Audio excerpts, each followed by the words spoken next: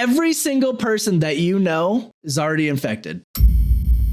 Could The Last of Us actually happen in real life? Well, we may have found something that's 10 times worse. We actually got a real microbiologist to weigh in on the topic. More on that later. First, The Last of Us originated as a video game selling over 37 million copies and went on to become one of the most successful HBO original shows. It was record-breaking numbers. In the show, an outbreak of a fungal infection takes over the human species, causing the apocalypse pretty much. The world dips into chaos as it spreads across the land, infecting communities and cities, turning the world into hell. The fungus that is ruining everybody's lives in the show is called cordyceps. Turns everybody into zombies pretty much, and has an interconnected underground network where everything is like a hive mind. Is this fungus a real thing? It is. They got coined the nickname zombie ant fungus. How these things work is they essentially take over a host and they release spores into the air to go and find other organisms to infect. What's crazy is they release up to 30,000 spores per second. There's even footage of ants being infected by the cordyceps and becoming essentially zombies. The fungus will eventually take over the ant's body, brain, muscles, and find a natural environment that it can thrive in to essentially kill the ant, grow the fungus through its head, then to release spores to affect more ants.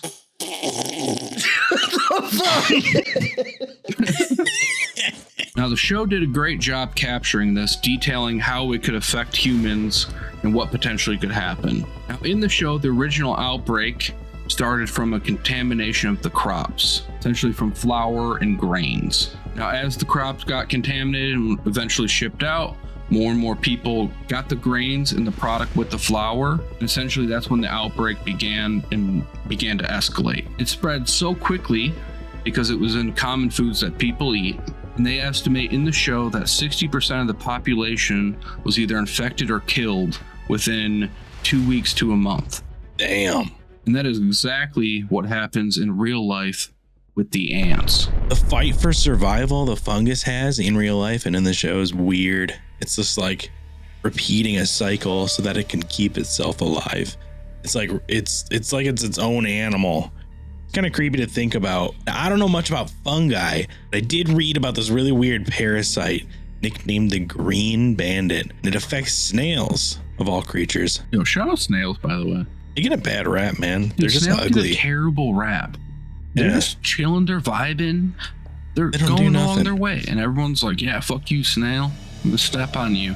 And then you gotta go ahead and like throw a parasite at them. What happens to them is crazy. This parasite is in bird poop, right? Like, let's say there's bird poop on a leaf. The snail goes over it and eats it. This microscopic parasite, the green bandit, is now in the snail. And it grows and grows, and it slowly grows bigger and bigger. It turns into these really weird striped cyst sacs, they're called. So now you're looking at a snail. Snails are like semi-translucent. You can see right through them because they're like made up of like this mucousy material. But when these cyst sacs grow, these green bandit parasites, they grow into these like striped tubes, and you can see right through the snail. And now the snail appears to be colorful, and it's colorful for a reason. The cyst sacs, the parasite, goes up into the snail's eyeballs, colorful and striped, and it mimics a caterpillar. Now, why do you think this parasite would want to mimic a caterpillar? I don't know. To get eaten by birds. Oh, it's like a come eat me bitch, but then they affect them. Just like in the show, the parasite crawls into the snail's mind, controls it, tells it to go out into the open, which snails don't normally do. It mimics caterpillars, making the cyst sacs colorful and wobbly, making the snail's eyeballs move about, which they don't normally do. Birds don't even really fuck with snails usually.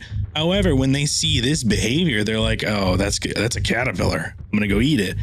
The bird swoops down, eats the parasitic snail, and the cycle continues.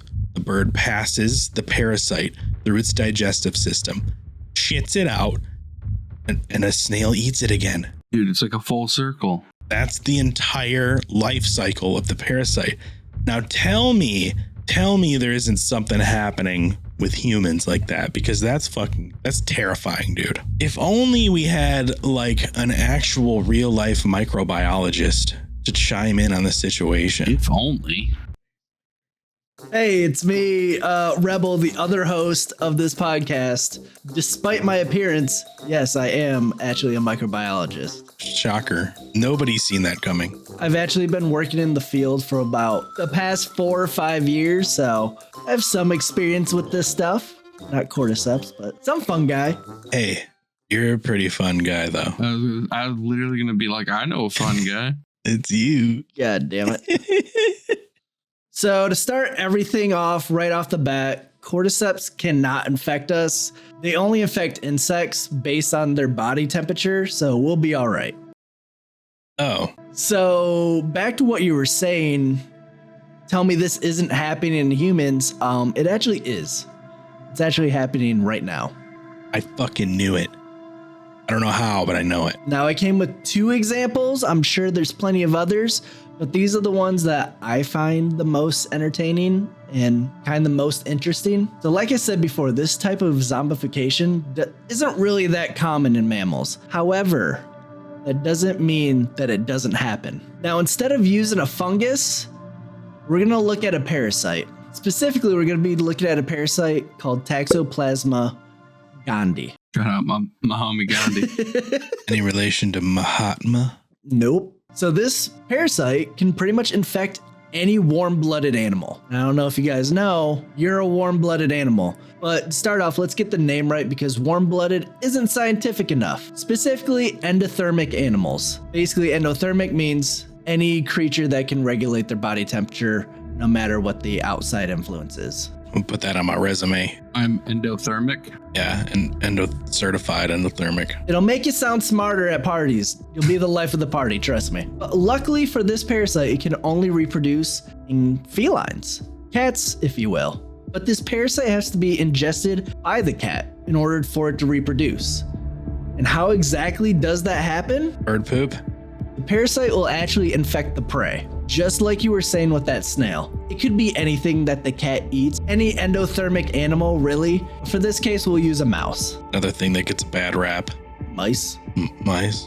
Yeah. Toxoplasma gondii will actually live inside the tissue of the mouse as well as the brain tissue. In doing so, this will alter the mouse's instinctual fear of the cat's urine and actually reverse it, make it attracted to the cat's urine. Oh, so they run towards cats? Yeah, the mouse will get eaten by the cat. Because the parasite's controlling the mouse and it wants to get eaten by the cat. Yeah.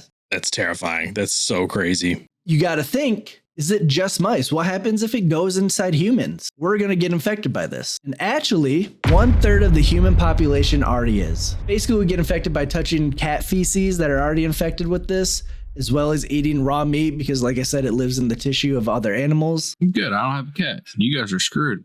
Yep. Yeah. I have it right now. You guys are 1/3 of the pop. Good, dude. And with infecting humans, this actually does have, I would say, some serious implications here. You don't say. So the parasite could live inside your tissue and your brain and pretty much lay dormant your entire life, not having any issues. Or it could affect you immensely in ways such as these. So studies have shown that newborns or pregnant mothers that have been infected by this parasite, this will lead to some serious implications of the newborn becoming blind, having brain damage, anemia, and so on and so forth. There's an endless list. It literally goes on forever, which is, I would say, pretty severe if you're asking me. Yeah, nobody wants to be blind. Or have brain damage. But let's be real, no one cares about those kids. Y'all want to know about yourselves because y'all are selfish and I'm one of you. So I would want to know what's going to happen to me. He's talking to you. He's talking to you. Let's get down to the nitty gritty. What happens if you get infected by Toxoplasma gondii? I kill myself. Well, Right on the spot. Boom. Just, I'm out. Well, studies have shown that it actually lowers reaction time. So if you're actually out there playing video games like us, follow us on Twitch, by the way. If you're out there playing video games like us, it's going to decrease it. You're going to be worse. Dude, I already have it. Trust me. I'm actually really thinking I might have this. I am infected, bro. Also, it has a significant link to schizophrenia. I'm not talking about a normal amount that's correlated with this. I'm talking about an increased 50% chance of having schizophrenia. A lot. So all this research is fresh. It's very fresh. Wow. But setting that parasite aside, I'm about to give you the most interesting information yet. Every single person that you know, you specifically too, and everyone else that you know is already infected and already being controlled. But before I tell you what it is, you actually do need some context. This isn't bait. I'm actually trying to give you context. So right now, I want you to take everything that you know about yourself being a single entity and just throw that out the window. I need you to imagine your body, your human self, as an ecosystem that harbors thousands upon trillions of life. Talking like bacteria. Specifically, 10 to 100 trillion microbes living in your gut right now. Like the kind in yogurt. Like the kind in yogurt. It's about 3 to 6 pounds inside your body that is just microbes. Oh. That explains a few extra pounds. That's about the same weight as your brain. So you would think it has some huge significance, right? Well, these tens of trillions of microbes are actually linked to your brain. Your body has a symbiotic relationship with these microbes, meaning that you give them a place to live, you give them food, everything like that, where they digest the food for you, as well as increase your immune system. Basically, what I'm saying is if you did not have these microbes, you would pretty much die. But specific bacteria inside your microbiome actually synthesize neurotransmitters as well as neuromodulators that'll end up sending signals to your brain. To give an obvious example, they'll affect your dopamine levels. Now I have a question. Let me ask you guys a question. Have you ever had like a really intense sugar craving before? Yes. Oh, yeah. Well, that's your microbiome right there in action, controlling your behavior. They'll make you seek out specific things and pretty much be a driving factor in your decision. And recently, there's actually been a crazy new discovery, something that's actually groundbreaking. And it has to do with the link between your microbiome and depression. People with depression and anxiety have a significant difference within their microbiome compared to someone that's not depressed. So multiple studies have been done on people with depression to see the effects a healthy microbiome would have on these patients. They've even went so far to seek out fecal transplant as a viable treatment for depression. Like shit swap? Someone with a healthy microbiome will shit and I'll take that shit and put it into the depressed person, and people have gotten better. To put the shit back in the person? They take someone else's shit and they put it in the depressed person, and the depressed person gets better. All right, this is officially more scary than cordyceps. Hey, this is Rebel coming in post-recording. I just wanted to say your microbiome is good. All right, it's supposed to be doing all the stuff that I mentioned.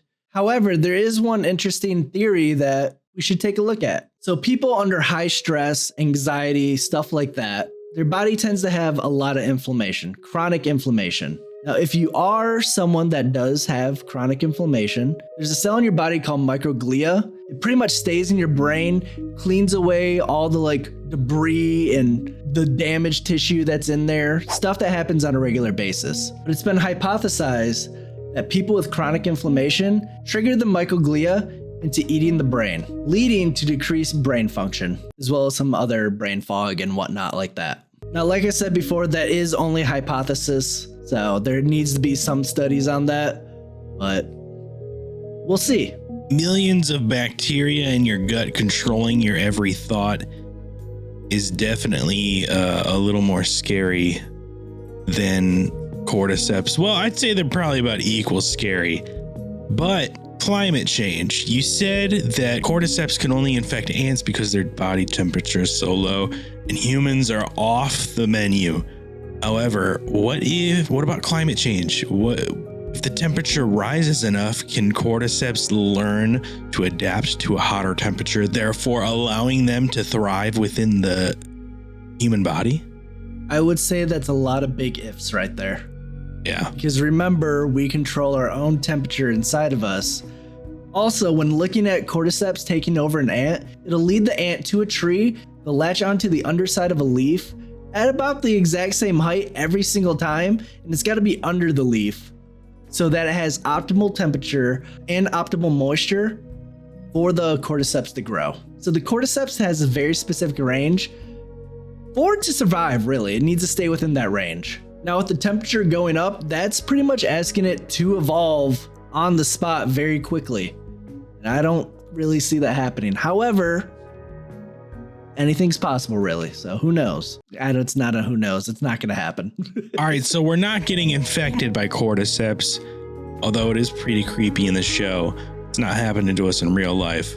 But you could get infected by a mouse/cat parasite. And if that's not creepy enough, you're already filled with tiny little things inside your body that tell you what to eat. And what to do and where to go. Now, we can't have an episode like this without me asking, boys. Outbreak happens tomorrow. The world spins into the apocalypse. What's your first move? Where are you going? My answer's easy. I'm going up to Canada, and I'm going north as possible. And like snow north, like the Yukon. That's your only chance for survival, buddy. Harsh environment means less people to compete with. Less to compete with. You can build yourself whatever you can for shelter. Yeah. Survive off the land. You're away from people. I like that idea. I think I would also go woods. I don't know if I would go snow like borderline Alaska. You know, I don't know if I'd go that north, but I think I'd definitely go woods. Deep woods for sure. I'd try to find like a fresh water source. I know everyone's first answer is always like raid the Walmart or like raid the gun store. That's what everyone's going to be doing, dude. Yep. Everyone's going to be at that Walmart. Everyone's going to be at the gun store. Your best bet. Stay away, motherfucker. Yeah. It's just one of those days. Your best bet is to hightail it into the woods and not talk to anybody under any circumstances. Kill on sight.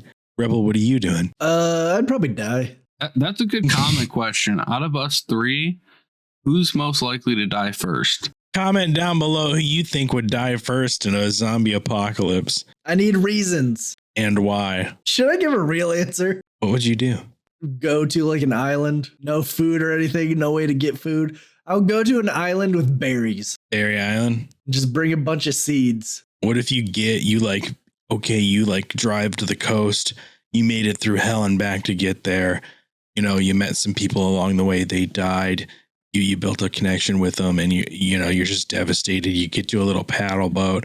Finally, you had to fight someone off to get the boat. You paddle out to sea. You drift out to sea, you lose your way. You don't know where the hell you're going. You're stuck out at sea for 10 days. And then finally you see it land right in the distance on the horizon, the perfect little tropical island. You wash ashore, you beach your boat, you're starving, you're thirsty. And instead of a berry island, it's Snake Island. I'd eat those snakes, dude. That's the best condition that it could be in. What if it was an all male nude beach? That's even better, dude. more protein, dude. It wouldn't be long before someone ate somebody. Oh, they're gonna be eaten. Well, there you have it. The Last of Us isn't happening to us anytime soon, but what's happening already is a little bit more creepy. Be sure to join the Discord if you haven't already. Comment down below, hit that subscribe. Also, you can become a member now if you want. It supports us in many ways, allows us to keep making this content for you guys every single week, and will allow us to do bigger and better content in the future. We love every single one of you, and thanks for watching. Would you guys ever eat somebody?